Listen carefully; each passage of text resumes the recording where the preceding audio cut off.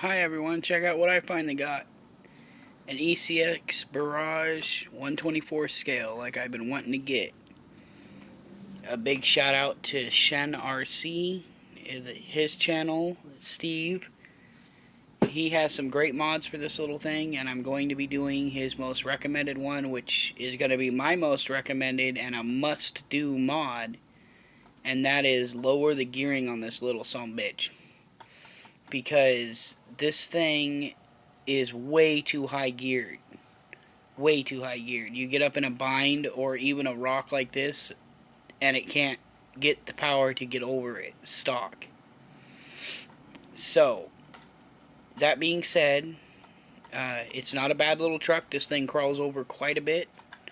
It does awesome. I only tried it for a little bit yesterday, and at first, I was only getting 2 to 5 minutes runtime maximum out of this.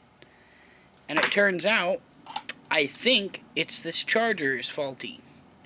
For some reason, this charger only charges it up to 5.5 volt. And that's if you're lucky. That's after unplugging it and plugging it back in to keep it going. Otherwise, it charges for maybe 2 to 5 minutes, and then this thing quits. And says that it's didn't make a difference what the milliamp of the charger that I plugged this into was. It still stops way too soon. And the reason I know the voltage is because I hooked this up, charged it till the light turned green, then hooked this up to my hobby grade charger, and a 4.8 volt NIM is actually 6.2 to 6.5 fully charged in voltage. They always put the minimum voltage on the front, like a LiPo is higher voltage than what it says it is too. Anyways, when you're charging these, you got to take account for the charger voltage and the battery voltage. So in voltage is around 6.2 to 6.5. At least my experience with this battery. And after I charge it with the hobby grade, I get a full 15 minutes or so of runtime out of this. That's not too bad once you get it charged. Now, underneath, you'll see why I love this thing. It looks just like a little SCX-10. Now, I did screw around with it. I did take the tranny off and look at the gearing. I might have a gear that come out of a servo that'll work for a pinion. I'm not ready to try it yet, being I literally just got this thing yesterday morning. And I did move the shocks in, and the problem when you do that is the shocks hit the tower and then it binds it all up. So I got to figure out how to do that, because on my SCX-10 I have the shocks mounted on the innermost holes. And that gives you a little better flex, a little softer suspension. This is pretty stiff for what it is, really. So, yeah, I mean, I like the remote. It's nice and small, which means I can fit it in a backpack or a bag, like is the whole reason I got this thing. You'll notice I had to put my Axial logo on the front there. MagnaFlow exhaust on the window, if my phone will focus for you.